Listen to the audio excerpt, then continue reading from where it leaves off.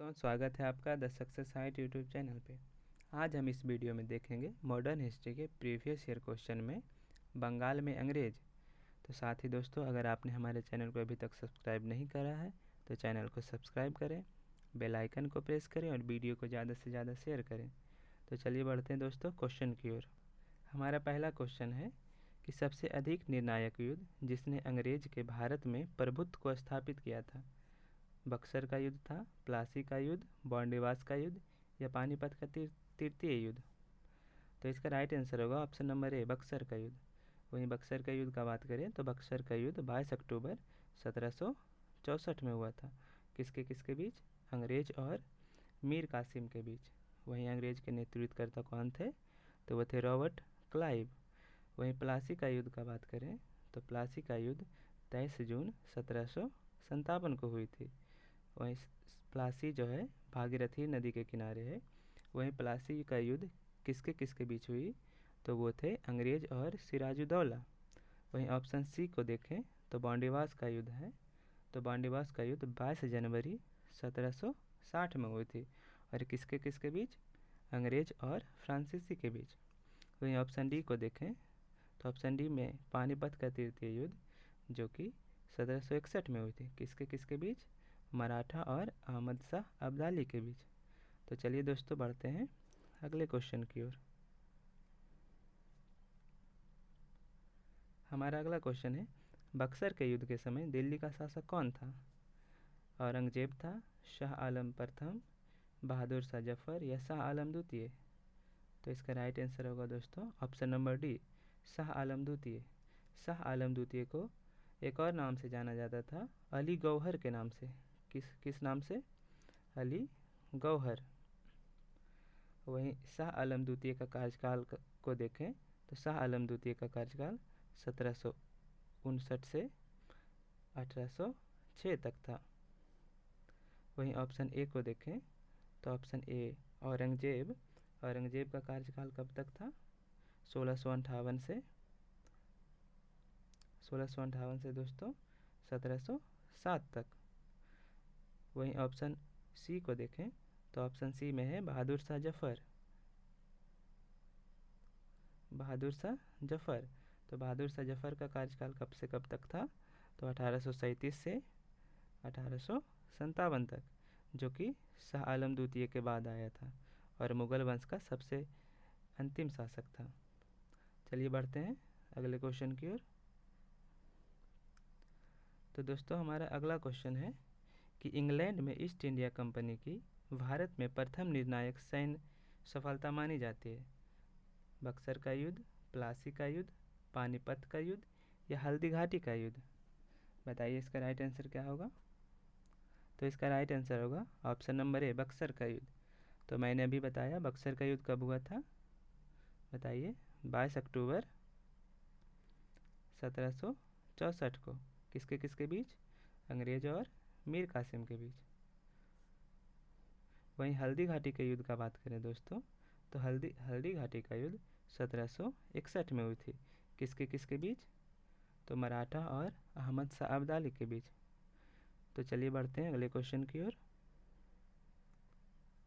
तो हमारा अगला क्वेश्चन है कि सन 1765 ईस्वी में ईस्ट इंडिया कंपनी को बंगाल की दीवानी किससे प्राप्त हुई थी? बताइए, ईस्ट इंडिया कंपनी को 1765 में बंगाल की दीवानी किससे प्राप्त हुई थी? बंगाल के नवाब से, मुगल सम्राट से, इंग्लैंड के शासक से या फिर अफगान के राजा से? तो इसका राइट आंसर होगा दोस्तों ऑप्शन नंबर बी, मुगल के सम्राट से। तो मुगल का सम्राट 1765 ईस्वी में कौन था? तो शाह आलम द्वितीय, जिसका कार्यकाल 1759 से 1806 तक रहा था।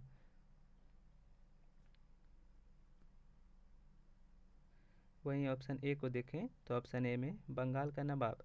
तो उस टाइम बंगाल का नवाब कौन था? तो मीर जाफर था। तो चलिए बढ़ते हैं अगले क्वेश्चन की ओर। तो हमारा अगला क्वेश्चन है कि किस गवर्नर के कार्यकाल में ईस्ट इंडिया कंपनी को शहंशाह शाह आलम द्वारा बंगाल, बिहार तथा उड़ीसा में दीवानी अधिकार दिए गए थे? लॉर्ड क्लाइव, लॉर्ड कॉर्नवालिस या लॉर्ड वेलेस्ली या लॉर्ड विलियम बेंटिंक? बताइए इसका राइट आंसर क्या होगा। तो इसका राइट आंसर होगा option number A, Lord Clive. तो लॉर्ड क्लाइव का कार्यकाल बताइए। तो लॉर्ड क्लाइव का कार्यकाल 1557 से 1560 तक, और इसका कार्यकाल 2 अवधि में था। तो एक दूसरी अवधि है 1765 से 1767 तक। वहीं ऑप्शन बी को देखें दोस्तों, तो ऑप्शन बी में लॉर्ड कॉर्नवालिस है। लॉर्ड कॉर्नवालिस को ही नागरिक सेवा का जनक माना जाता है। वहीं ऑप्शन सी को देखें तो लॉर्ड वेलेस्ली है। लॉर्ड वेलेस्ली का कार्यकाल 1798 से 1805 तक था। वहीं लॉर्ड विलियम बेंटिंक का बात करें तो लॉर्ड विलियम बेंटिंक का कार्यकाल 1828 से 1835 तक था। लॉर्ड विलियम बेंटिंक ने ही 1829 में सती प्रथा को और 1830 में ठगी प्रथा को समाप्त किया था। तो चलिए बढ़ते हैं अगले क्वेश्चन की ओर। तो हमारा अगला क्वेश्चन है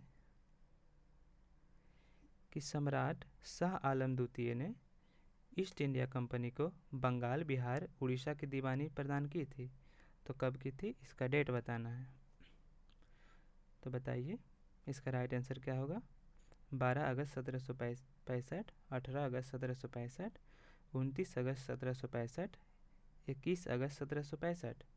तो इसका राइट आंसर होगा ऑप्शन नंबर ए, 12 अगस्त 1765। चलिए बढ़ते हैं अगले क्वेश्चन की ओर।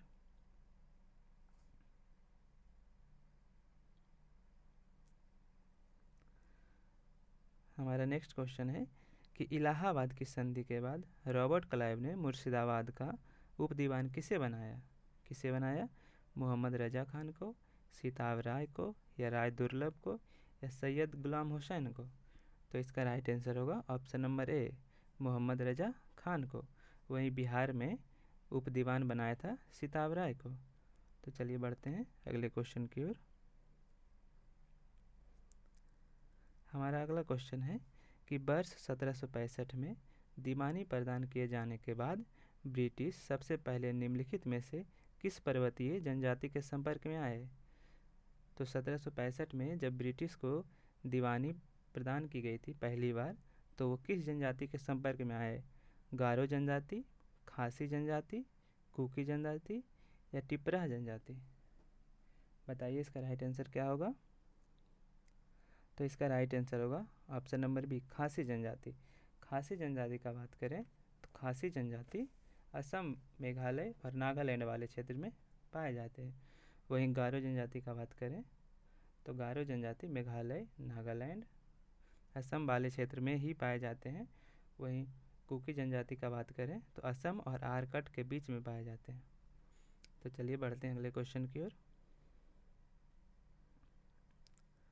तो हमारा क्वेश्चन है कि 18वीं शताब्दी में भारत में लड़े गए युद्धों का निम्नलिखित में सही कालानुक्रम कौन सा है? बताइए इसमें युद्ध का डेट याद कीजिए और उसे एक डेट के अकॉर्डिंग बैठाइए। बॉन्डिवास का युद्ध, बक्सर का युद्ध, अंबार का युद्ध, या फिर प्लासी का युद्ध?